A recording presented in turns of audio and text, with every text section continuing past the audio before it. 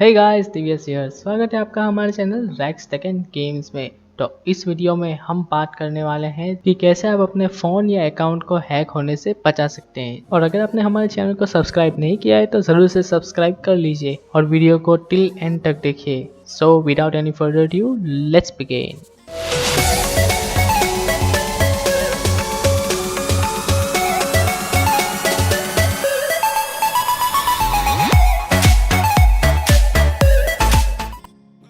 तो हमारी ये वीडियो दो पार्ट में डिवाइडेड है। पहले पार्ट में हम बेसिक लेवल की हैकिंग से बचने की ट्रिक्स के बारे में बात करेंगे और दूसरे पार्ट में एडवांस लेवल की टिप्स के बारे में बात करेंगे। तो सबसे पहले स्टार्ट करते हैं बेसिक से। तो पहली चीज़ है स्क्रीन लॉक। तो आपको अपने फ़ोन में स्क्रीन लॉक रखना बहुत ही ज़्यादा ज़रूरी है, क्योंकि स्क्रीन लॉक होगा तो कोई भी जल्दी से फ़ोन को एक्सेस नहीं कर पाएगा। और स्क्रीन लॉक में पिन, पैटर्न, पासवर्ड या फिर फेस अनलॉक, फिंगरप्रिंट स्कैनर भी आप रख सकते हो। पर जब भी आप कोई भी पासवर्ड या पिन रखो तो उसे भी थोड़ा सा अनइवन रखिए, ना कि 1 2 3 4 4 टाइम्स 0 1 2 4 3 ऐसा कुछ नहीं। थोड़ा डिफरेंट रखिए कि जिससे कि कोई भी आसानी से आपके फ़ोन को हैक ना कर पाए। अभी आपको सेटिंग में जाके भी वो आप चेंज कर सकते हो कि आपको कौन सा पासवर्ड रखना है, कौन सा पिन रखना है, तो वो आप अपने हिसाब से कर सकते हो। पर पिन रखना बहुत ही ज़्यादा ज़रूरी है। मतलब पहले आपकी प्रोटेक्शन लाइन है फ़ोन की स्क्रीन लॉक। अगर स्क्रीन लॉक ही नहीं होगा तो आपका फ़ोन बहुत ज़्यादा चांसेस है कि वो हैक भी हो सकता है। तो सेकंड प्रोटेक्शन लेयर है आपके फ़ोन की ऐप्स। आपको ऐप्स प्ले स्टोर से ही डाउनलोड करनी है, ना कि वेबसाइट से, ना ही किसी अननोन सोर्स से, क्योंकि उस सोर्स से आप डाउनलोड कर रहे हो तो उस एप्लीकेशन में वायरस भी हो सकते हैं और वो वायरस आपके सारे डेटा को लीक करके हैकर के पास पहुंचा सकते हैं और आपका फ़ोन हैक हो सकता है। अगली प्रोटेक्शन लेयर जो आपको ध्यान में रखनी है वो है 2 फैक्टर वेरिफिकेशन।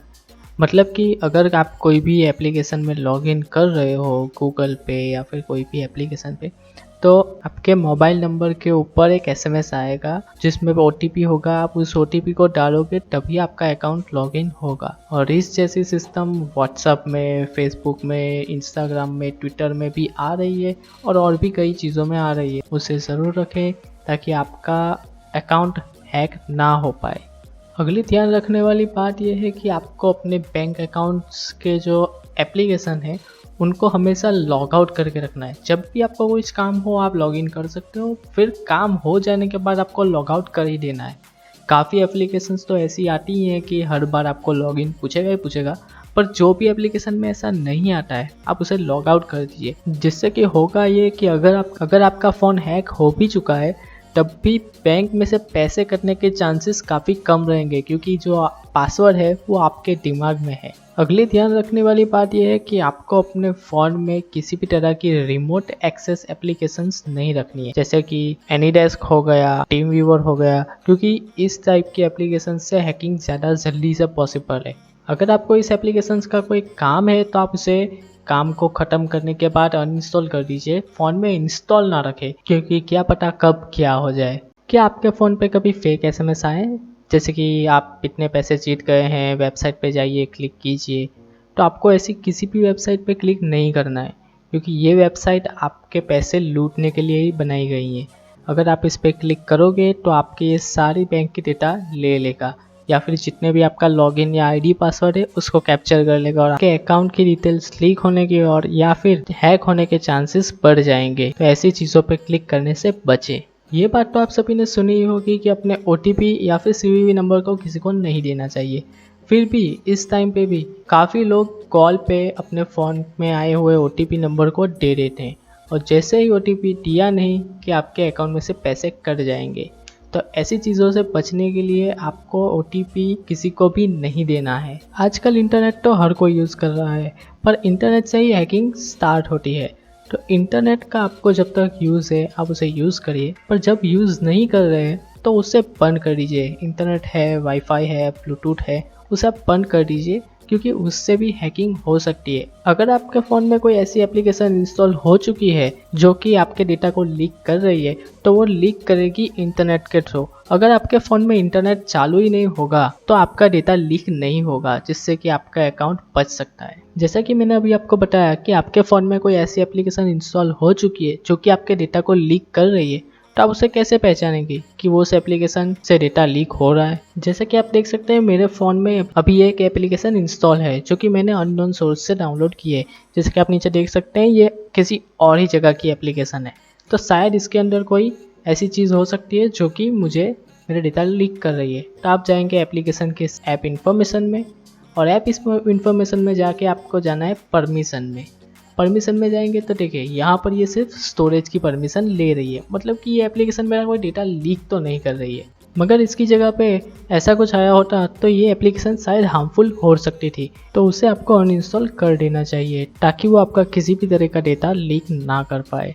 आजकल अकाउंट और पासवर्ड तो बहुत ज़्यादा हो गए हैं, बहुत सारी वेबसाइट्स और ऐप्स के अलग अलग पासवर्ड रखने पड़ते हैं, पर काफ़ी लोग यही करते हैं कि सभी वेबसाइट सभी अकाउंट्स में एक ही पासवर्ड रखते जाते हैं। अभी सभी में एक ही पासवर्ड रखने से अगर आपका एक अकाउंट भी हैक हुआ तो सभी हैक हो सकते हैं, इसीलिए आपको सभी अकाउंट में अलग अलग और स्ट्रॉन्ग पासवर्ड रखने चाहिए। जैसा कि आप इस फोटो में देख सकते हैं आपको 4 तरह के अलग अलग पासवर्ड दिखाए गए हैं।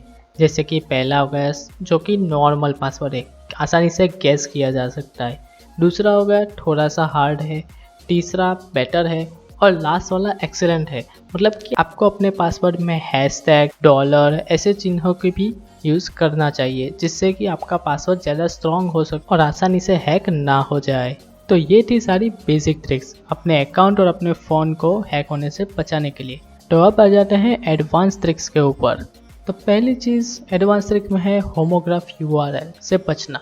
तो होमोग्राफ यूआरएल क्या है, जैसा कि आप देख सकते हैं गूगल मैंने लिखा है google.com और google.com नीचे, पर दोनों सेम नहीं है।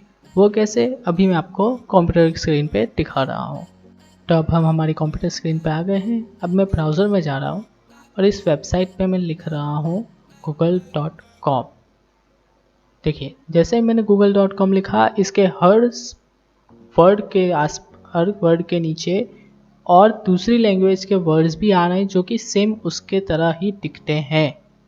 देखिए जैसे कि यहाँ पे ई है, तो ई के बहुत सारे ऑप्शन हैं कि इस तरह का ई। अब ये देखते हैं, ये हम पहला वाला ई ट्राई करते हैं, तो देखिए नीचे पर दिखा रहा है कि google.com में ई बड़ा दिख रहा है। ठीक है, तो मैं उसे वापस नॉर्मल कर देता हूँ और अब जाते हैं ओ में। देखिए ये ओ सेम ओ जैसा ही दिख रहा है पर दूसरी लैंग्वेज का है। देखिए तो ये हमारा होमोग्राफ यूआरएल बन गया। अभी ये यूआरएल को सेम गूगल जैसा ही दिख रहा है पर गूगल है नहीं, और ऐसे यूआरएल को यूज़ करने के लिए उसे बाय करना पड़ता है पहले तो आप कैसे जानेंगे कि कौन सा यूआरएल ओरिजिनल है और कौन सा यूआरएल फेक वन है। तो उसके लिए हमें जाना पड़ेगा एक्सेल में, और यहाँ मैं टाइप कर रहा हूँ google.com। अभी google.com टाइप कर लिया। अभी दूसरे बॉक्स में जाते हैं और उसमें मैं जो वेबसाइट पे अपना नया google.com आया है जो कि फेक वन है, उसे मैं कॉपी करके पेस्ट कर देता हूँ। देखिए दोनों अभी भी सेम लग रहे हैं, पर हम तीसरी टैब में जाते हैं और वहाँ लिखते हैं इक्वल टू, और जो पहला यूआरएल है उसे क्लिक करते हैं और इक्वल टू, और दूसरा यूआरएल और एंटर कर देते हैं। देखिए वैल्यू दिखा रहा है फॉल्स, मतलब ये दोनों एक नहीं है। और अगर मैं इसे वापस से डिलीट करके फिर से google.com लिख रहा हूँ, देखिए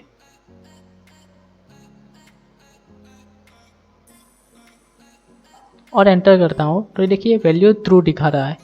मतलब कि जब भी हम किसी भी लिंक पे क्लिक करते हैं तो ये भी हो सकता है कि उसमें फॉल्स यूआरएल हो। तो हमें फॉल्स यूआरएल से बचने के लिए ज़्यादातर यूआरएल टाइप करके ही यूज़ करना चाहिए। ऐसा करने से हम फेक यूआरएल पे अपनी डिटेल्स देने से बच जाएंगे। अगली चीज़ ये है जिससे आपको बचना है, वो है सोशल इंजीनियरिंग। अभी सोशल इंजीनियरिंग में होता क्या है कि आपको कोई पर्सन कोई एक फाइल भेजता है कि आप इसे इंस्टॉल कर लो, आपको इतने पैसे मिल जाएंगे, ये सब कुछ वो सब कुछ। तो आप उस एप्लीकेशन को जैसे ही अपने कंप्यूटर में या अपने फ़ोन में इंस्टॉल करते हो, वो ऑटोमेटिकली आपकी सभी परमिशन को अलाउ कर देता है और आपकी इन्फॉर्मेशन धीरे धीरे उस जो हैकर है उसके पास पहुंचाना शुरू कर देता है। और अगर आपने एप्लीकेशन इंस्टॉल कर ली है तो आपको बाद में क्या करना है, अगर वो एप्लीकेशन आपको अपने होम पेज में या फिर कहीं पे भी नहीं दिखती है तो आपको सेटिंग में जाके उस एप्लीकेशन को ढूंढ के उन्हें अनइंस्टॉल करना पड़ेगा, वरना आपका जो डेटा है वो लीक होने के चांसेस बहुत ज़्यादा हो जाएंगे। आप सब लोग गूगल सर्च तो यूज़ करते ही होंगे। गूगल पे काफ़ी सारी वेबसाइट्स हैं और अगर आप किसी ख़राब वेबसाइट पे जो कि वायरस से फुल है उस पर आप जाते हो तो वो आपसे ज़्यादातर ऐसी परमिशन मांगेगा कि आपका वीडियो कैमरा देख ले या फिर आपका माइक्रोफोन का एक्सेस कर ले। तो आप ऐसी वेबसाइट्स को अगर वो परमिशन देंगे तो आपका कैमरा एक्सेस कर पाएगा, जिससे आप उनके सामने आ जाएंगे, जो कि आपको नहीं करना है। और कई वेबसाइट्स तो स्टोरेज परमिशन भी मांग लेती है और स्टोरेज परमिशन मिलने के बाद वो आपके ब्राउज़र में या फिर आपके स्टोरेज में वायरस भी इंसर्ट कर सकती है, जिससे आपका अकाउंट हैक भी हो सकता है। अगली चीज़ है जिससे आप सबको बचना है वो है स्पैम मेल्स। भी स्पैम मेल्स क्या होते हैं, जो कि ऐसे मेल्स होते हैं जो अननोन सोर्स से आपको डाले गए होते हैं कि आप उसे क्लिक करें और आपको ये मिल जाएगा, या फिर आपका पासवर्ड चेंज हो जाएगा, या फिर आपका अकाउंट बैन हो रखा है, आप इसका पासवर्ड चेंज कर लीजिए तो हो जाएगा, या फिर आपको कोई फ़ाइल मिल रही है तो जैसे ही इस फाइल को या फिर ऐसा कुछ भी करते हैं, कोई वेबसाइट पे जाते हैं, तो आपकी सारी डेटा उसमें ट्रांसफ़र हो जाएगी। और अभी आप जानते ही होंगे कैरी मिनाटी का भी अकाउंट हैक हुआ था। लीक्स तो ये कहती हैं कि कैरी मिनाटी का अकाउंट भी ऐसे ही स्पैम मेल से हैक हुआ था, जिसमें से कोई शायद सॉफ्टवेयर या फिर कोई पीडीएफ फाइल या वीपीएन जैसा कुछ आ गया था कंप्यूटर में, और जिससे उनका जो ब्राउज़र में लॉगिन है उनकी आईडी वो सीधी हैकर के पास आ गई, और जिससे ब्राउज़र टू ब्राउज़र ट्रांसफ़र होने लगा, जिससे बाद में हैकर्स ने लाइव स्ट्रीम भी करी थी बिटकॉइन के बारे में। मेरी तो सलाह यही है कि बिना जाने किसी भी मेल में से कोई भी फाइल डाउनलोड या फिर इंस्टॉल ना करें। अगली हैकिंग से बचने की ट्रिक तो यही है कि आप अपने एंड्रॉयड फ़ोन हो या विंडोज़ हो उसे टाइम टू टाइम अपडेट करते रहें, क्योंकि अपडेट होने से उसके सिक्योरिटी पैच में भी अपडेट आते रहेंगे और नए नए जो ट्रिक्स हैकर्स निकालते हैं आपको हैक करने के लिए, उससे उनमें बचने की टैक्टिक्स रहती हैं, जिससे कि आपका अकाउंट हैक होने की चांसेस बहुत कम रहती है। तो अपने डिवाइस को अप टू डेट ही रखें। अगर आपके फ़ोन में यूएसबी डिबगिंग ऑन है तो उसे आप ऑफ कर दीजिए, क्योंकि यूएसबी डिबगिंग ऑन होने से आपके फ़ोन पे रिस्क ज़्यादा रहता है, क्योंकि किसी भी कंप्यूटर से उसके लॉक को तोड़ा जा सकता है, स्क्रीन लॉक टूट सकता है।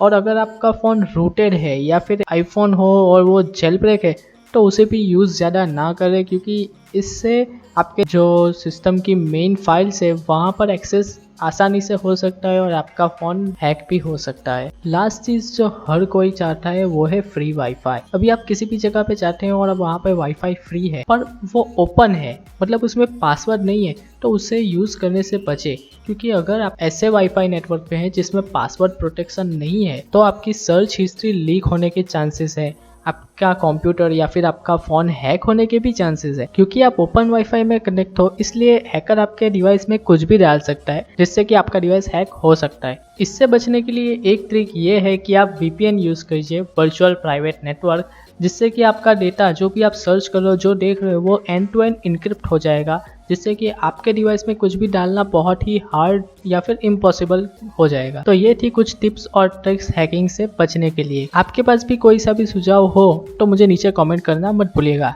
Till then, stay home and stay safe.